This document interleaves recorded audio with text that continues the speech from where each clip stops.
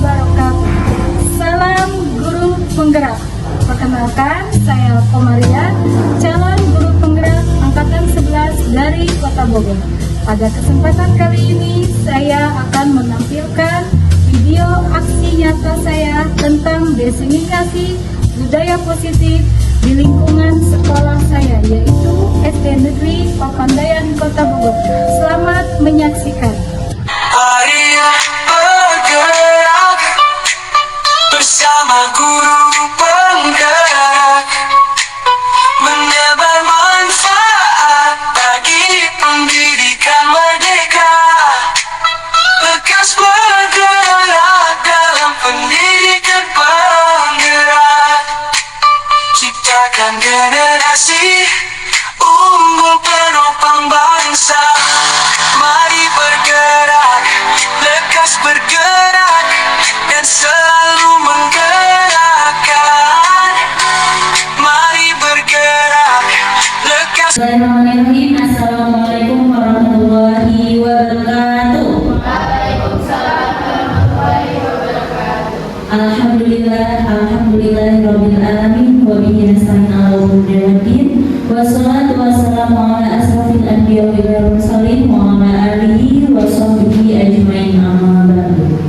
Pertama-tama marilah kita panjatkan puja dan puji syukur kita kehadiran Allah Subhanahu wa taala yang telah memberikan kita banyak nikmat, di antaranya nikmat iman, nikmat sehat, sehingga kita bisa berkumpul di tempat yang insyaallah benar-benar baik. Salawat serta salam mari kita curahkan kepada junjungan kita Nabi besar Muhammad Sallallahu Alaihi Wasallam. Berdirinya saya di sini, saya sebagai pembawa acara akan mempersilahkan kepada Ibu Komaria yang akan menyampaikan diseminasi aksi nyata berbagai praktik baik budaya positif. Dipersilahkan kepada Ibu Komaria. Assalamualaikum warahmatullahi wabarakatuh. Bismillahirrahmanirrahim. Rabbi sholli sholli wa yassir li amri wahlul 'uqdatam min lisani yafqahu qawli. Rabbi zidni ilman warzuqni fahman birahmatika ya arhamar rahimin. Alhamdulillah, puji dan syukur mari kita sama-sama memanjatkan kehadiran Allah Subhanahu wa taala yang telah memberikan limpahan nikmatnya kepada kita, sehingga pada hari ini kita dapat berkumpul bersilaturahim dalam rangka diseminasi aksi nyata berbagai praktik budaya positif. Salawat serta salam semoga senantiasa tercurah kepada Rasulullah Muhammad Sallallahu Alaihi Wasallam, kepada segenap keluarganya, para sahabatnya, juga kita sebagai umatnya. Amin ya rabbal alamin. Baiklah, saya akan memaparkan tentang aksi nyata berbagi praktik baik budaya positif.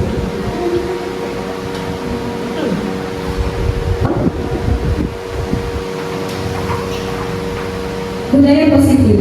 Yang pertama akan kita bahas adalah disiplin positif dan nilai-nilai kebajikan universal. Yang kedua, teori motivasi, hukuman, dan penghargaan dan restitusi. Kemudian yang ketiga tentang keyakinan kelas. Yang keempat, kebutuhan dasar manusia. Yang kelima, posisi kontrol. 5 posisi kontrol. Yang keenam adalah segitiga restitusi. Budaya positif dan nilai kebajikan universal.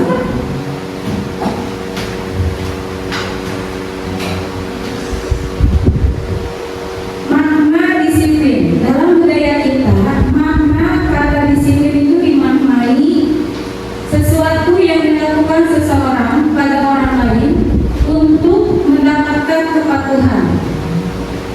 Kita cenderung menghubungkan kata disiplin itu dengan ketidaknyamanan. Begitu nggak, Pak Kris?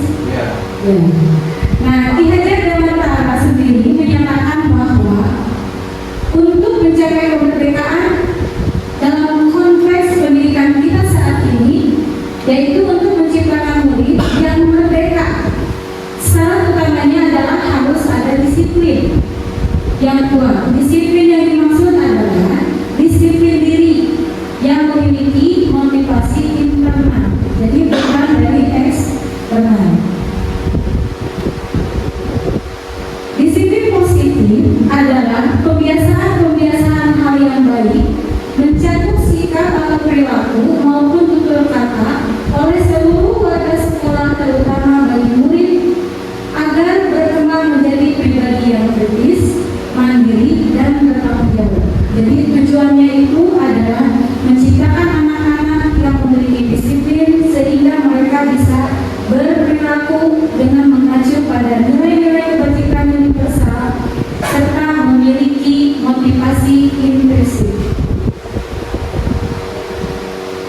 Dalam mewujudkan budaya positif memerlukan kerjasama yang baik antar warga sekolah.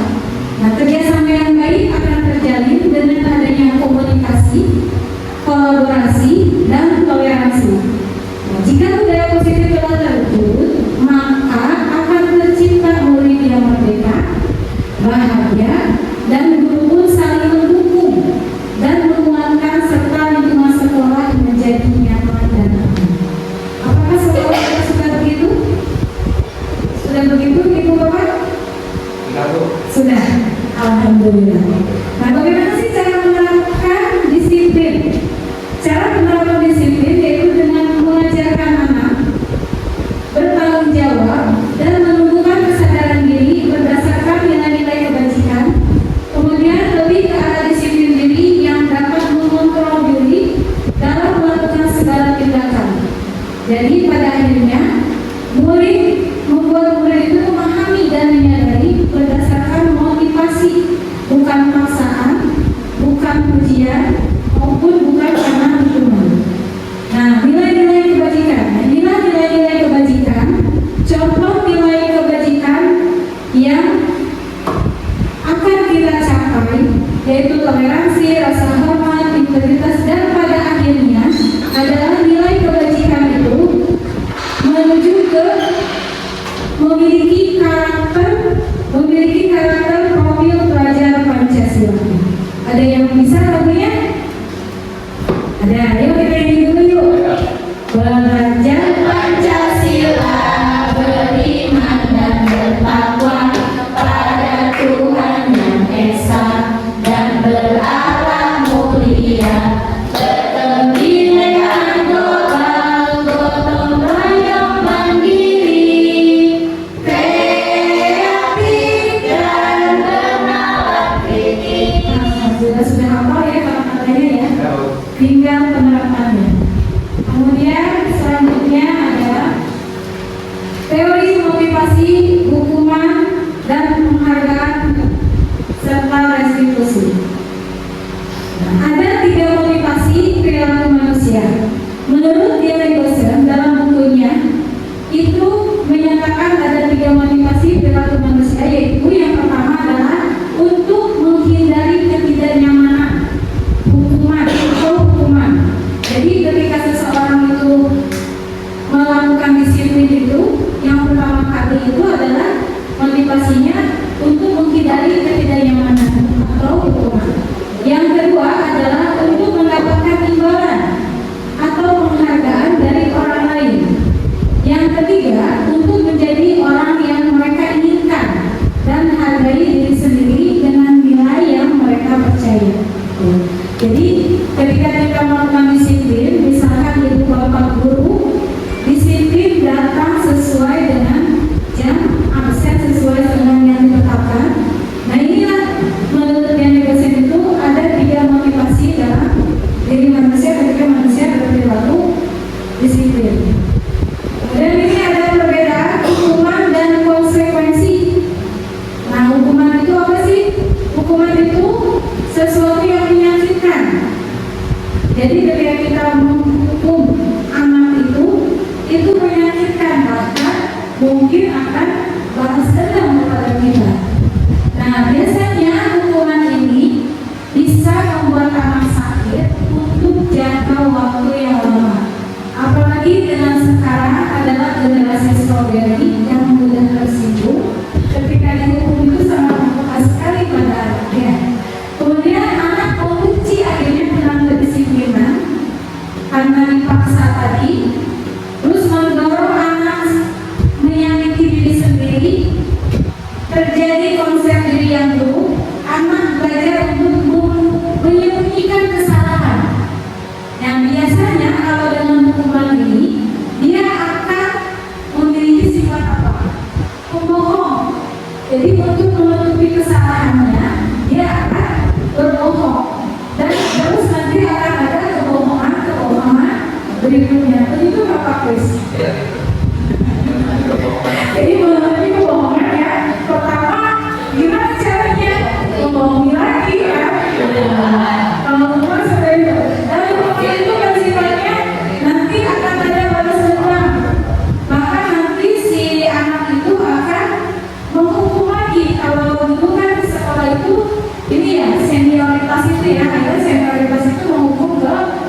kelas. Nah, kalau konsekuensi bedanya, konsekuensi itu sudah disepakati dan memang ini sesuatu yang harus terjadi. Ini membuat anak merasa tidak nyaman juga, tidak nyaman. Tapi dalam jangka waktu yang pendek kalau konsekuensi. Kemudian anak menghargai disiplin, kemudian mendorong anak agar mudah menyesuaikan diri. Konsep dirinya adalah konsep diri yang baik. Anak belajar untuk mematuhi peraturan. Jadi misalkan anak tidak mengerjakan PR. Kita aturannya ketika anak tidak mengerjakan PR adalah mengerjakan di luar. Tahu konsekuensinya? Itu bedanya hukuman dengan konsekuensi. Nah, selanjutnya ini ada identitas gagal. Jadi hukuman itu identitasnya itu identitas gagal. Kalau identitas sukses itu konsekuensi dan restitusi. Kalau hukuman itu murid akan menyembunyikan kesalahan dengan cara apa? Dengan berbohong.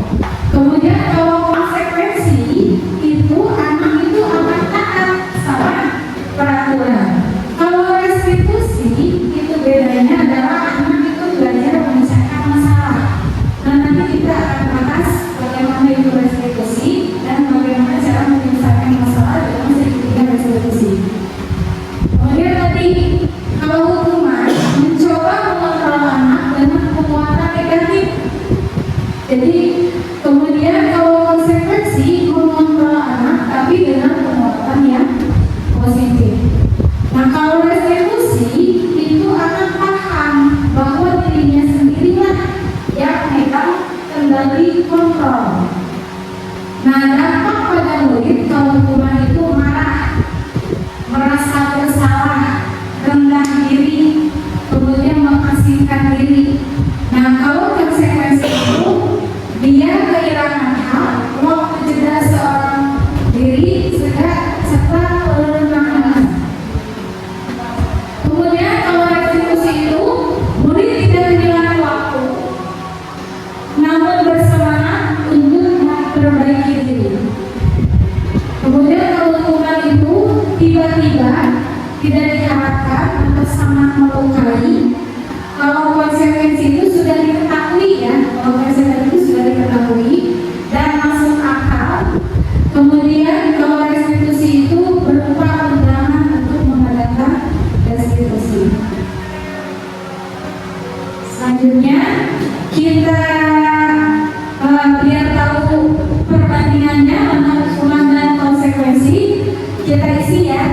Nomor 1, lari mengelilingi lapangan basket 2 kali karena terlambat hadir di sekolah. Menurut Pak Krisna, hukuman atau konsekuensi? Hukuman. Kemudian yang kedua, Bu Ita, membersihkan coretan yang dibuatnya di meja tulis, itu hukuman atau konsekuensi? Konsekuensi. Iya, paham. Alhamdulillah. Nomor 3, punya murid diminta bertelanjang kaki sepanjang hari karena tidak menggunakan sepatu warna hitam sesuai peraturan sekolah. Kira-kira itu hukuman atau konsekuensi? Hukuman. Bu Irma, lari mengelilingi lapangan basket 2 kali karena terlambat 10 menit untuk pelajaran PJOK. Hukuman apa konsekuensi? Hukuman atau konsekuensi?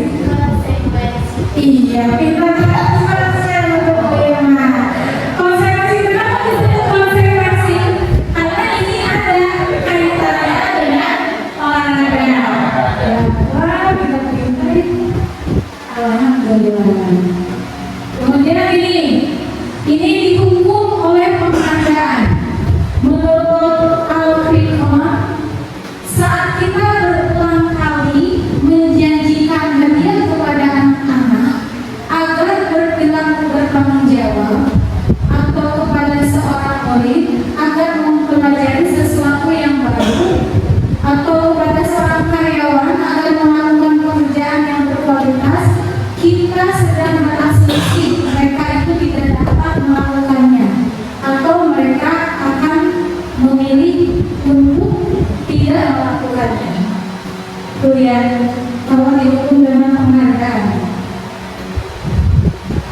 Nah, ini ada motivasi dari dalam diri, yaitu intrinsik. Saat anak belajar pertama kali, nih ada anak belajar pertama kali menghubungkan huruf-huruf dengan kata-kata, serta menyadari bahwa dia membaca itu timbul pijat di matanya oleh senyuman di wajahnya. Anak tersebut begitu bergembira bahwa ia telah mempelajari, menguasai suatu keterampilan baru. Kesadaran akan kemampuannya bahwa dia sudah dapat membaca sesungguhnya sudah merupakan sebuah penghargaan. Nah, ini adalah intrinsik. Ya, jadi apa ya? Natural ya, natural, murni ya. Jadi dia itu bisa membaca. Kelas satu ya ketika dia sudah bisa membaca, dia mampu. Nah, sesungguhnya ini adalah motivasi dalam diri sendiri. Nah, ini adalah sebuah penghargaan buat dirinya. Nah, kemudian dalam kita, jika kita memberikan penghargaan kepada anak pada saat dia itu sedang merasa bangga dengan pencapaiannya sendiri, maka kita itu akan mengambil kegembiraan yang saat itu sedang dirasakan secara alami. Nah, kita juga sering ya di rumah seperti itu, saya khususnya kepada anak, ketika anak itu mencapai kemampuannya secara alami, kita memberi penghargaan. Itu kan kita sudah ternyata sudah apa? Sudah mengambil kegembiraan anak. Kemudian tadi, sekarang restitusi. Ada yang tahu restitusi? Apa sudah mendengar? Apa belum mendengar? Restitusi itu apa? Jadi restitusi itu adalah sebuah pendekatan untuk menciptakan disiplin positif. Nah, restitusi itu membantu murid menjadi memiliki tujuan, disiplin positif, dan memulihkan dirinya setelah berbuat kesalahan. Nah, penekanannya itu bukanlah pada bagaimana berperilaku untuk menyenangkan orang lain atau menghindari ketidaknyamanan, namun tujuannya adalah menjadi orang yang menghargai nilai-nilai kebajikan yang mereka percaya. Nah, ini ciri-ciri restitusi. Ciri-ciri restitusi adalah satu, bukan untuk menebus kesalahan, tapi untuk belajar dari kesalahan. Yang kedua adalah memperbaiki hubungan. Yang ketiga adalah tawaran, bukan paksaan. Yang keempat, restitusi itu adalah menuntun untuk melihat ke dalam diri. Yang kelima, ciri-ciri restitusi itu adalah mencari kebutuhan dasar yang mendasari tindakan. Jadi ketika ada anak yang berbuat salah, itu sebetulnya ada kebutuhan dasar anak yang belum terpenuhi, sehingga dia mengekspresikannya dengan perbuatan yang negatif. Nah, nanti kita akan belajar apa sih sebetulnya kebutuhan itu. Kemudian yang keenam adalah restitusi itu adalah cara yang restitusi diri itu adalah cara yang paling baik. Jadi restitusi itu lebih melihat kesalahan diri. Jadi tidak menyalahkan orang lain. Misalkan contohnya, kenapa botol minumnya sampai tumpah habis? Teman saya tuh disimpannya di mejanya di pinggir, jadi aja botolnya tumpah. Nah, itu berarti kan kesalahan menyalahkan orang lain. Nah, karena tidak ingin disalahkan, jadi akhirnya menyalahkan faktor penyebab. Nah, restitusi ini adalah untuk mencari cara yang paling baik, bagaimana untuk memperbaiki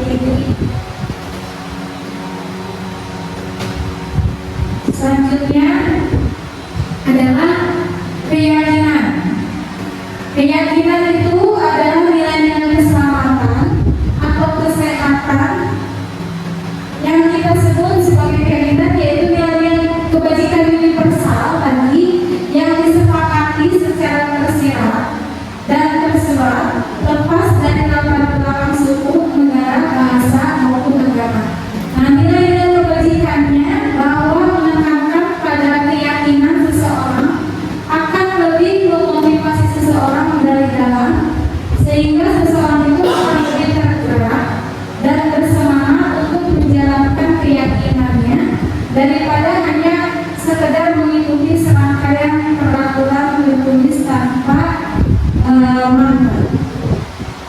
Tadi perbedaan hukuman, konsekuensi sama restitusi. Nah sekarang kita ke keyakinan ya. Jadi keyakinan ini bahasanya itu lebih universal. Sudah membuat keyakinan masing-masing? Ada yang sudah? Apri sudah? Belum. Bagaimana sudah? Mudah-mudahan nanti setelah ini bisa membuat keyakinan kelas masing-masingnya. Nah, pembentukan keyakinan kelas atau sekolah pertama tadi, keyakinan kelas itu bersifat abstrak daripada peraturan. Tadi yang bilang kalau peraturan itu kalimatnya itu negatif, misalkan contohnya apa? Tidak boleh membuang sampah, nah itu peraturan. Kemudian kalau kesepakatan itu kalimatnya positif, membuang sampah pada tempatnya, itu peraturan.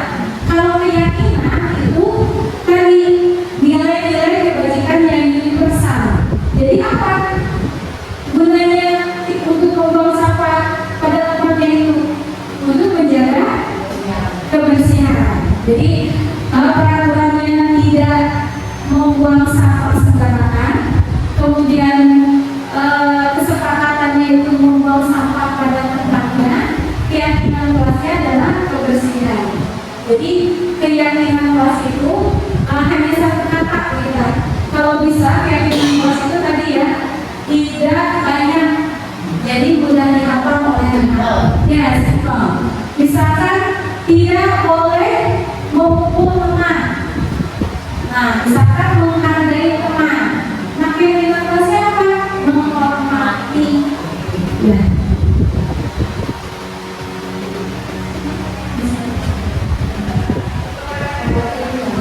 Nah, pernyataan keyakinan kelas itu senantiasa dibuat dalam bentuk positif tadi ya. Kemudian keyakinan kelas hendaknya tidak terlalu banyak. Keyakinan kelas sebaiknya sesuatu yang dapat diterapkan di lingkungan. Kemudian semua warga kelas hendaknya ikut berkontribusi dalam pembuatan keyakinan kelas lewat kegiatan curhat pendapat, bersedia meninjau kembali keyakinan kelas dari waktu ke waktu. Nah, jadi keyakinan kelas tersebut bisa ditinjau ulang ya setelah kita buat bersama-sama di kelas dengan semua murid. Nah ini ada peraturan. Tadi ya peraturannya satu, dilarang mengganggu orang lain. Nah nilai kebajikan yang ditujunya apa nih? Dilarang mengganggu orang lain. Lupa? Nilai kebajikannya apa nih? Untuk membuat keyakinan kelas, dilarang mengganggu orang lain. Saling menghormati, ya saling menghormati, berarti menghormati. Kemudian yang kedua, hadir di sekolah 15 menit sebelum pembelajaran dimulai. Daftar tepat waktu itu masih peraturan itu. Berarti apa? Disiplin, menghargai waktu ya, disiplin. Kemudian berjalan di kelas dan koridor. Nah, suka beraturan itu di kelas dan di koridor. Nah, peraturannya berjalan di kelas dan koridor itu apa? Disiplin, menghormati ya. Contohnya ya, bersikap. Nah, contoh kalimat-kalimat dalam bentuk negatif tadi menjadi positif. Nah, contohnya ini kalimat negatifnya tadi, jangan berlari di kelas atau koridor. Itu kan kalimatnya negatif. Nah, kalimat positifnya apa? Berjalanlah di kelas atau koridor. Jadi kalimat kebajikannya apa? Ketertiban. Ya, itu loh kebajikan ini keyakinan yang kelasnya apa udah sih? Tentang ketertiban.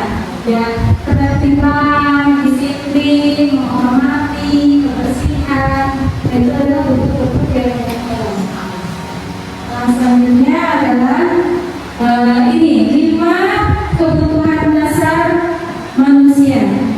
Nah ini adalah 5 kebutuhan dasar manusia yang harus dipenuhi. Tapi sudah dipenuhi semua? Ada yang belum, yang mana? Nomor 2 kasih sayang. Kenapa Pak? Karena sayang pacarnya.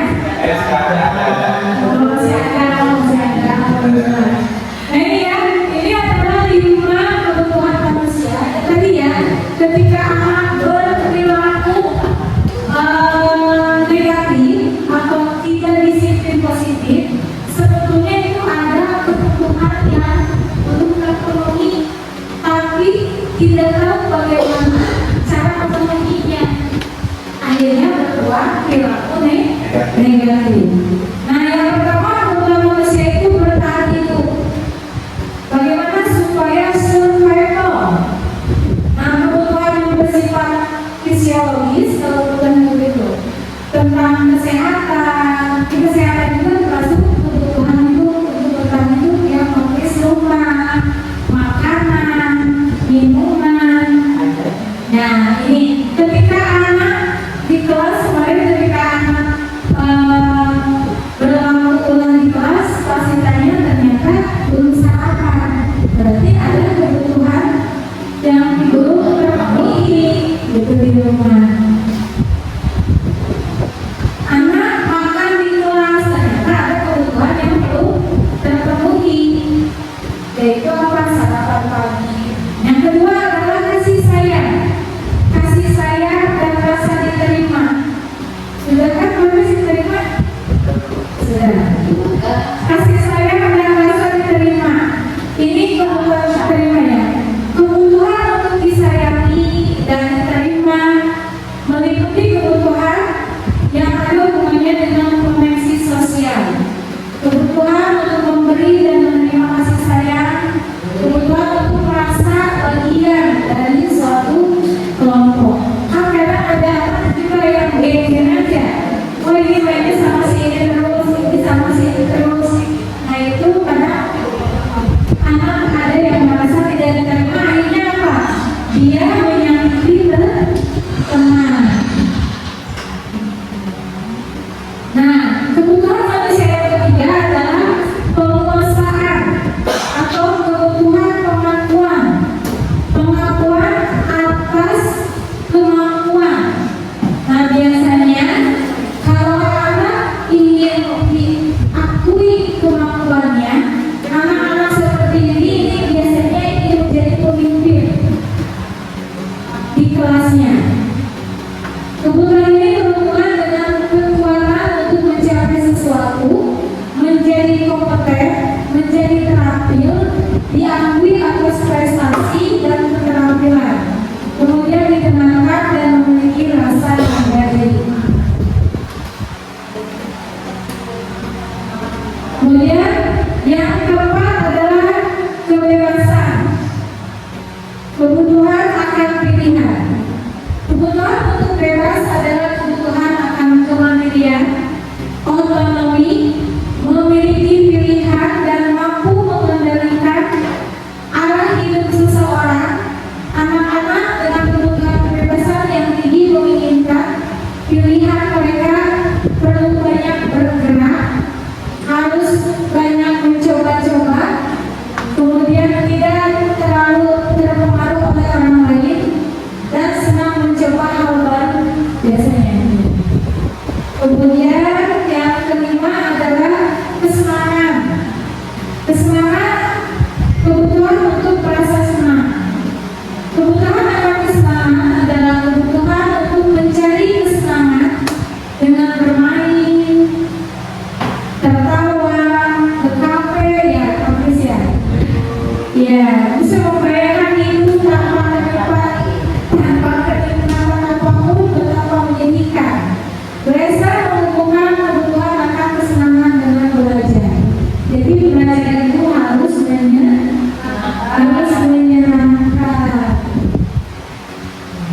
Nah sekarang adalah 5 posisi kontrol guru. Ini adalah ada 5 posisi kontrol guru. Yang pertama adalah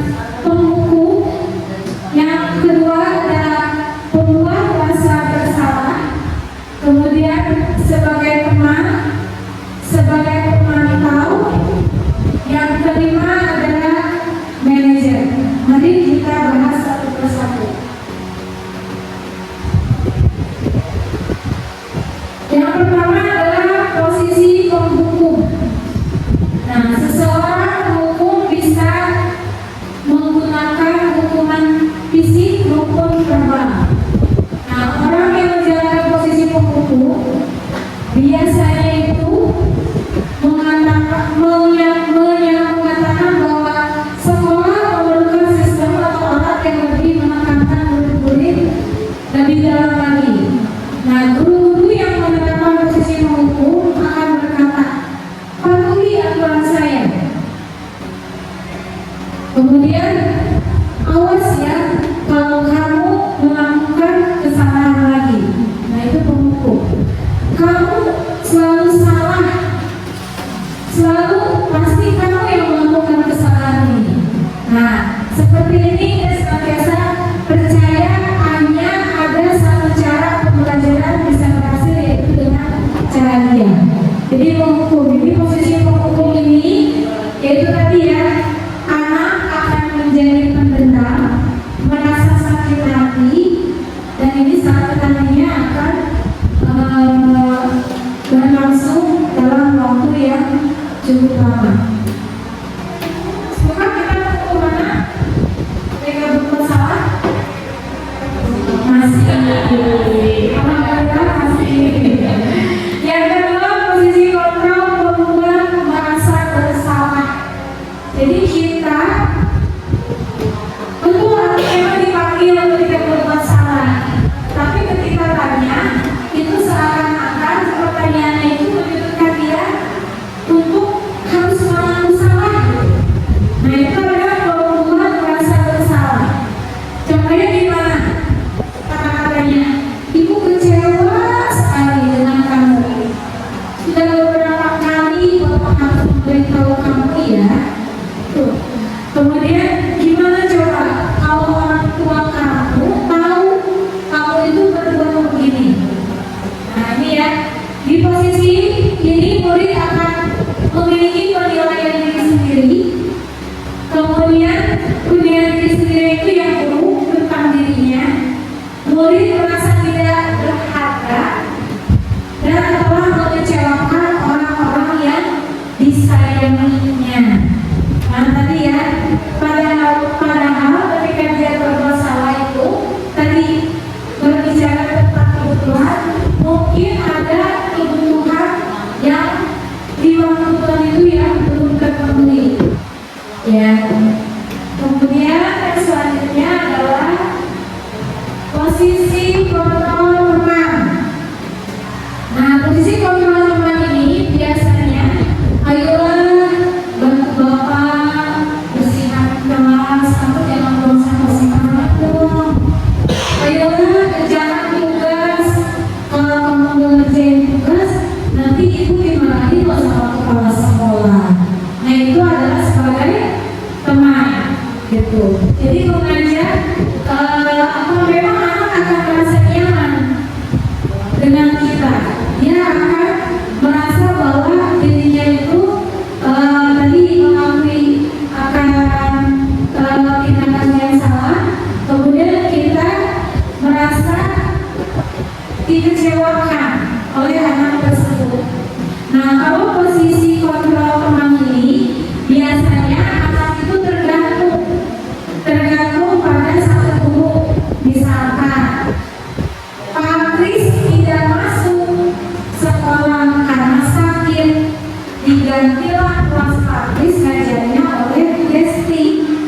Karena Pak Kris itu menjalankan posisi kontrol itu sebagai teman, kalau ada Pak Kris, anak-anak diam. Ketika ada guru yang lain yang menggantikan, itu anak-anak akan ribut, tidak mau diam. Kenapa? Karena ketergantungan sama Pak Kris. Ya.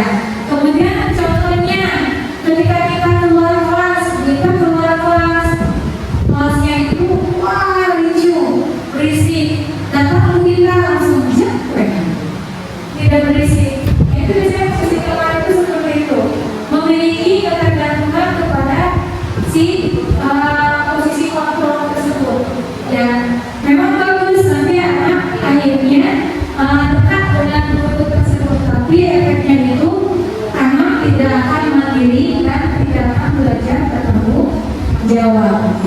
Nah, hal negatif dari posisi teman itu adalah bila suatu guru tersebut tidak membantu, maka murid akan kecewa dan berkata, saya pikir Bapak teman aku, gitu kan?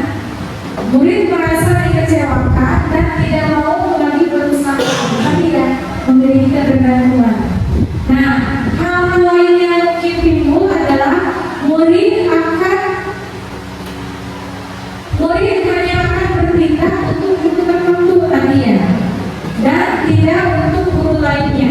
Akhirnya murid akan tergantung pada guru tersebut. Selanjutnya adalah posisi pemantau. Nah, pemantau itu berarti mengawasi. Nah, pada saat kita mengawasi, kita bertanggung jawab atas perilaku orang-orang yang kita awasi. Posisi pemantau berdasarkan pada peraturan dan konsekuensi. Ayo, aturannya apa? Konsekuensinya apa? Ketika kamu tidak mengerjakan PR, berarti kamu apa? Tulis di luar. Nah, itu adalah posisi pemantau. Nah, kita dapat memisahkan hubungan pribadi kita dengan murid sebagai seseorang yang menjalankan posisi pemantau. Tadi kan sudah ibu bilang peraturannya apa, lalu apa yang sudah kamu lakukan? Nah, itu pemantau itu seperti itu. Bagus kalau pemantau. Ya, sedikit lebih bagus saya. Jadi tahu ketika berbuat salah itu konsekuensinya apa. Ya, itu. Nah, ada lagi posisi manajer. Nah, posisi manajer ini adalah posisi di mana guru berbuat sesuatu bersama dengan murid, kemudian mempersilahkan murid mempertanggungjawabkan perilakunya, menunggu murid agar dapat menemukan solusi terhadap permasalahannya sendiri. Kemudian seorang manajer tidak memiliki keterampilan di posisi teman maupun pemantau. Kemudian posisi manajer itu tadi agar murid kita itu merdeka, mandiri, dan bertanggung jawab. Nah, biasanya pemantau manajer ini kita menganalisis dulu kebutuhan dirinya. Sebetulnya ketika dia berbuat salah, ada kebutuhan dirinya apa ya yang perlu terpenuhi. Kemudian di sini penekanannya bukan pada kemampuan membuat konsekuensi, namun dapat berkolaborasi dengan murid bagaimana memperbaiki kesalahan. Nah, seorang manajer itu akan berkata apa yang kita yakini, jadi kembali ke pembuatan keyakinan kelas. Kemudian jika kamu meyakini, apa kamu bersedia untuk memperbaiki? Nah, jika kamu memperbaiki hal ini, menunjukkan tentang hal ini menunjukkan apa tentang dirimu. Kemudian apa rencana kamu untuk memperbaiki hal ini? Jadi kalau manajer ini, kalau menurut saya, posisi manajer ini dalam posisi bagaimana ketika anak itu berbuat salah itu dia mengintrospeksi diri gitu.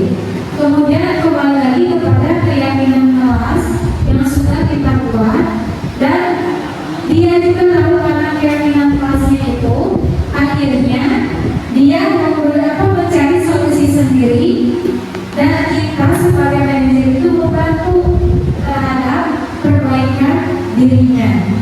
Itu ya.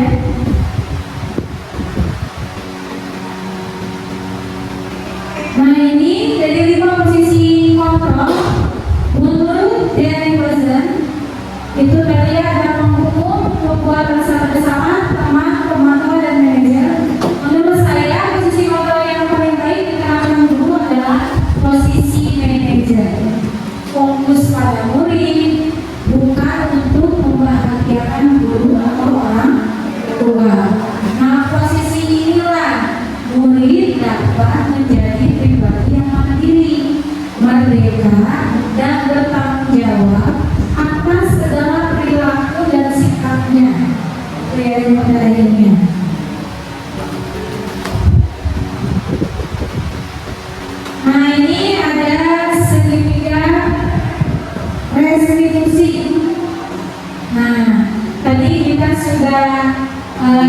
belajar restitusi, kemudian ada segitiga restitusi. Nah, di segitiga restitusi ini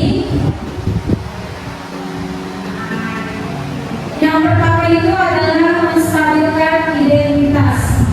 Jadi ketika ada anak yang berbuat salah, kita tahapan segitiga restitusi itu adalah yang pertama menstabilkan identitas perbuatan salahnya. Kemudian yang kedua adalah validasi tindakan salahnya. Yang ketiga adalah menanyakan keyakinan kelas yang sudah dibuat. Nah ini ya. Yang pertama menstabilkan identitas. Nah ini adalah kalimat-kalimat menstabilkan identitas. Misalkan contohnya tadi ketika ada anak yang tidak mengerjakan tugas di kelas, dia main-main. Nah ini kalau menstabilkan identitas ini ya kalimat-kalimat yang digunakan. Berbuat salah itu tidak apa-apa. Tidak ada manusia yang sempurna. Kita bisa kok menyelesaikan hal ini. Jadi lebih tidak menyalahkan dia gitu. Bagaimana identitas dia itu ketika berbuat salah itu distabilkan. Jadi tidak ada manusia yang tidak pernah melakukan salah. Ibu juga pernah melakukan kesalahan. Ya. Tidak akan merasa dihukumi. Nah, kemudian yang kedua adalah validasi tindakan yang salah. Nah, validasi tindakan yang salah, seorang guru yang memahami teori kontrol pasti akan mengubah pandangannya dari teori stimulus respon dan cara berpikir proaktif yang akan mengenali tujuan dari setiap tindakan. Nah ini adalah kalimat-kalimat yang tanpa menghakimi akan memvalidasi kebutuhan mereka. Kamu pasti punya alasan mengapa kamu main-main di kelas. Kemudian kamu patut bangga loh nak pada dirimu sendiri karena kamu telah melindungi sesuatu yang penting buatmu. Ketika misalkan ada temannya mengejek dan dia balas mengejek, biasakan itu lebih apa tindakannya lebih jahat lagi ya. Nah, ketika ada anak yang melakukan hal itu sampai akhirnya menangis, biasakan kalau ada anak pisang, nah kamu perlu bangga pada dirimu sendiri karena kamu telah melindungi sesuatu yang penting bagimu. Nah, ini adalah validasi tindakan salah mereka. Kemudian lalu yang ketiga adalah menanyakan keyakinan. Jadi kalau mengatakan bahwa kita pada dasarnya termotivasi secara internal. Kita itu kan punya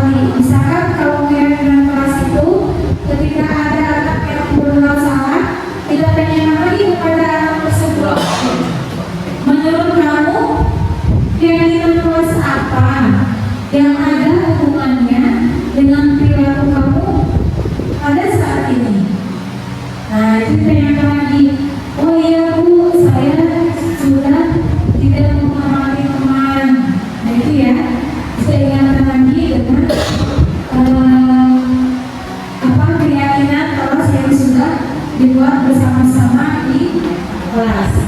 Nah, ini adalah ada contoh video penerapan segitiga restitusi.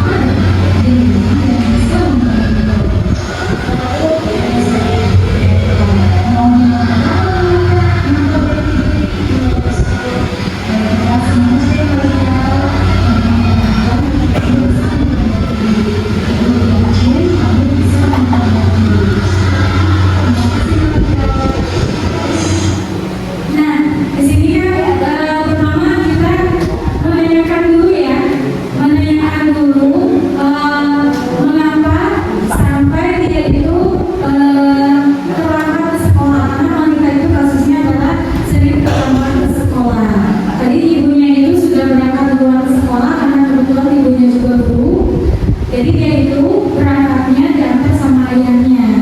Dan dia lah pagi-pagi itu dia menyiapkan susu buat adiknya. Jadi adiknya dia kesiangan. Sebetulnya kan ini ada kebutuhan anak itu yang tidak terpenuhi apa? Kebutuhan apa yang tidak terpenuhi? Kebebasan ya. Dia tidak memiliki kebebasan ketika dia diberi tanggung jawab untuk sebetulnya kan penyediaan susu itu adalah ibunya, bukan si anak ini.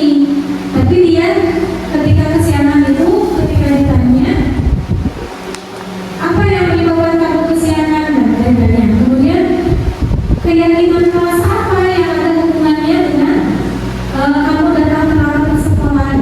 Dan di sini guru menstabilkan identitas dia dengan mengatakan bahwa tidak ada manusia yang tidak pernah berbuat salah. Guru pun suka berbuat salah. Nah itu ya. Kemudian ditanya, Malika itu ingin menjadi murid yang seperti apa? Ditanya itu keinginannya. Dia itu sebetulnya ingin menjadi murid yang seperti apa? Saya ingin jadi murid yang menghargai waktu, disiplin waktu. Nah itu. Kemudian tadi saya menanyakan, bagaimana apa yang akan kamu lakukannya? Jadi solusinya itu dari diri gitu, bukan kita yang memberikan solusi terhadap si anak tersebut. Solusinya saya akan bangun lebih pagi lagi. Nah itu kan saya akan tunggu lebih pagi lagi agar saya tidak datang terlambat ke sekolah. Nah siapa yang akan membantumu? Katanya ayahnya. Nah, kita kan mencari kemungkinan terbaik ya. Nah, ketika ayah kamu tidak sempat, nah siapa? Kata dia, neneknya. Kemudian di sini setelah dia mau memperbaiki diri, tadi keyakinan kelasnya sudah ditanyakan. Kemudian mau kapan dimulainya, gitu kan? Mau kapan dimulainya untuk memperbaiki diri? Kata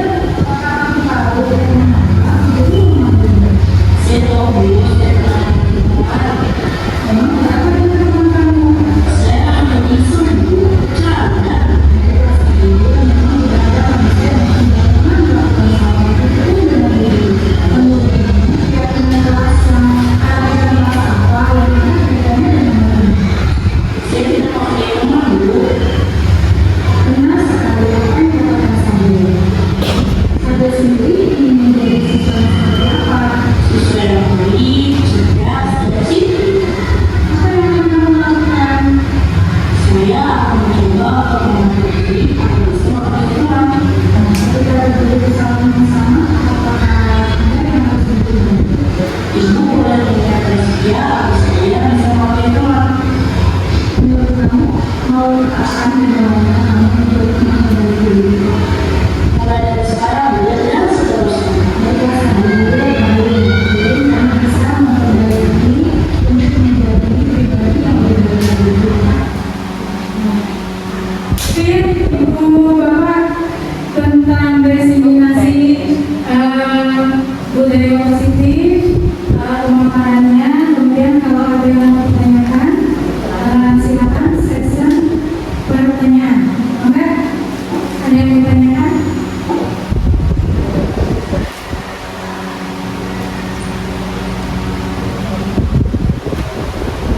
Bu Tami, ada yang ditanyakan?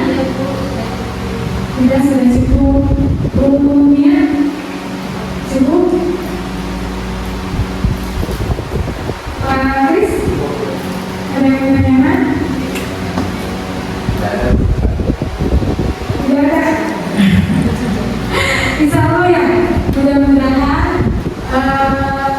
pemaparan saya pada sore hari ini bermanfaat buat ibu bapak dalam menjalankan tugasnya sebagai pendidik, dan mudah-mudahan kita sebagai garda terdepan di pendidikan, karena kemajuan suatu bangsa itu ditentukan oleh pendidikannya. Ya. Kalau kemarin saya ada diseminasi dengan guru yang sudah ke Korea, kemarin itu di mana, di Bali, di kota Sampita. Ternyata di Korea itu disiplinnya itu nomor 1. Jadi di Korea itu disiplinnya nomor 1, sehingga mereka itu sudah tidak usah disuruh-suruh lagi. Di Korea itu nggak ada penjaga sekolah. Di Korea itu ada penjaga sekolah. Jadi pembelajaran dari kelas 1 sampai kelas 3 itu tidak keterampilan itu kemampuan menulis itu, jadi bagaimana menerapkan adab. Jadi gurunya itu sengaja membuat kelasnya itu berserakan. Nah, nanti si muridnya itu membersihkan. Jadi di Korea itu ada kayak di kita antri yang susah gitu ya, seserobotan gitu. Contohnya di jalan raya kan kalau pagi kita kesiangan lumayan ya gitu. Semua karena mengejar waktu agar tidak kesiangan, ada yang di kiri, yang di kanan, dan tidak terlalu lah. Nah di Korea itu bukan seperti itu katanya. Di Korea itu tertib, di Korea itu disiplin. Jadi budaya positif di negara Korea itu sudah sangat bagus gitu. Nah di Indonesia itu belum ada budaya positif, makanya sekarang dari Kemendikbudristek itu di PMM juga sebetulnya ini ada ya. Di PMM itu ada budaya positif ini. Nanti kalau kurang jelas silakan lihat video-video yang ada di PMM itu semuanya ada. Nah, kenapa di Indonesia itu tadi tidak tidak memiliki budaya positif? Mungkin ya, mungkin ini efek pembelajaran dari kita yang belum menerapkan tadi budaya positif di sekolah. Gitu. Sampai kemarin saya itu tanya, di Korea itu belajarnya itu orang sudah memiliki motivasi internal. Jadi belajar itu sama seperti kita, dia dari jam 11 sampai jam 2. Bahkan itu dia itu di rumah itu belajar lagi sampai jam 9 malam, bahkan belum juga semua. Sampai pemerintahnya itu menekan gitu, menekan gimana caranya menurunkan etos belajarnya di sana itu. Karena ketika saya tanya, nanti gimana sih cara menumbuhkan budaya positif di sana, kan? Kemudian bagaimana cara memotivasi mereka untuk mau belajar? Ternyata di sana itu memang pertama itu backgroundnya itu adalah mereka itu memang punya sakit hati ya sama Jepang itu, jadi tidak mau terkalahkan oleh Jepang. Kedua itu mereka itu ini kalau tidak pendidikan itu berarti jadi manusia yang gagal. Jadi motivasinya benar-benar motivasi dalam diri ya. Mudah-mudahan kita, tapi ada kekurangan juga. Korea itu angka kematiannya tertinggi, angka bunuh dirinya tertinggi. Jadi mereka harus belajar sama orang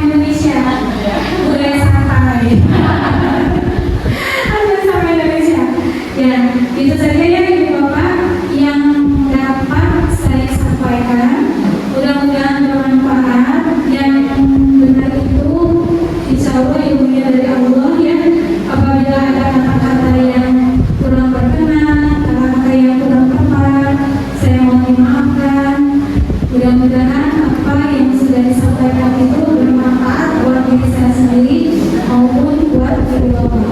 Sekian dari saya. Wassalamualaikum warahmatullahi wabarakatuh.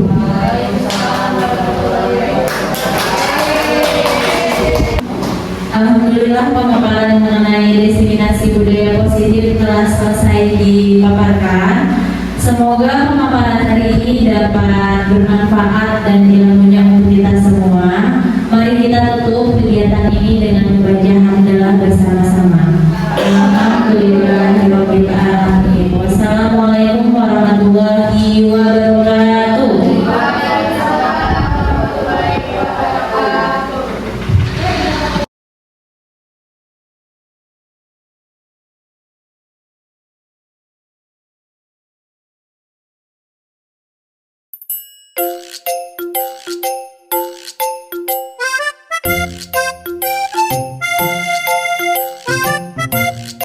Assalamualaikum warahmatullahi wabarakatuh. Perkenalkan, nama saya Mia Suantika Nurrahma, guru agama di SDN Papandayan Kota Bogor. Saya teman sejawat dari Ibu Komariah CGP Angkatan 11. Alhamdulillah, dengan diseminasi budaya positif yang telah dipaparkan oleh Ibu Komariah, saya lebih memahami lagi bagaimana cara penerapan budaya positif di kelas maupun di lingkungan SDN Negeri Papandayan Kota Bogor. Semoga ilmu yang telah dipaparkan oleh Ibu Komariah semakin bermanfaat untuk banyak orang. Sukses selalu untuk Ibu Komariah. Selamat mengikuti pendidikan guru penggerak angkatan 11. Tetap semangat. Wassalamualaikum warahmatullahi wabarakatuh. Assalamualaikum warahmatullahi wabarakatuh. Perkenalkan, saya Desi Nurmansari, teman sejawat dari Ibu Komariah CGP Angkatan 11 Kota Bogor. Alhamdulillah, dengan diseminasi budaya positif yang dipaparkan oleh Ibu Komariah, saya memahami lagi bagaimana penerapan budaya positif di kelas. Sukses selalu untuk Ibu Komariah. Selamat mengikuti pendidikan guru penggerak Angkatan 11. Tetap semangat. Wassalamualaikum warahmatullahi wabarakatuh. Mari bergerak bersama guru penggerak, menebar manfaat bagi pendidikan merdeka. Lekas bergerak dalam pendidikan penggerak, ciptakan generasi unggul penopang bangsa. Mari bergerak, lekas bergerak, dan selalu menggerak.